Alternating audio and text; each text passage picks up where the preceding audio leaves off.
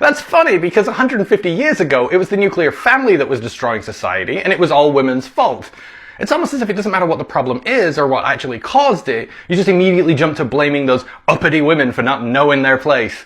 Which probably why so many of you line yourselves with the folks who use that line of reasoning on different kinds of people.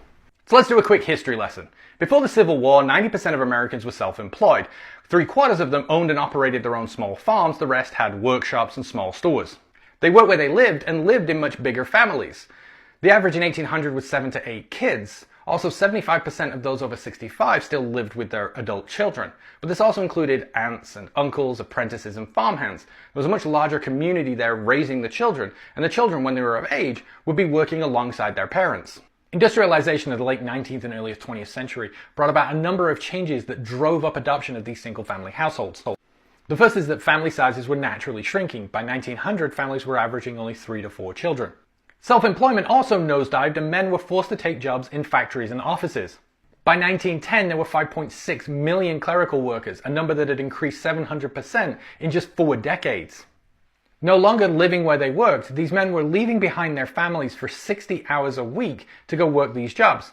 Meanwhile, their wives were left home to raise the family by themselves, essentially professionalizing motherhood. This then led men to a massive identity crisis. They had long held their worth as being their manhood, their reputation, the quality of what they produced, not just craftsmanship, but also their management of the patriarchal household, i.e. the morals and principles that they'd instilled of the people within it. But how could that continue when they were no longer spending most of their time at home, when these duties were now being taken over by their wives while they were stuck working a desk job? So men abandoned the idea of defining their worth by the reputation of others, their manhood, and instead opted to define themselves by their self-projected identity, their masculinity.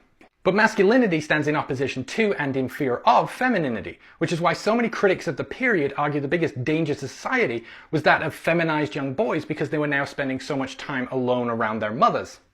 Which, as I covered in a prior video, led to the YMCA and the Boy Scouts being founded in order to counteract this dangerous influence from women.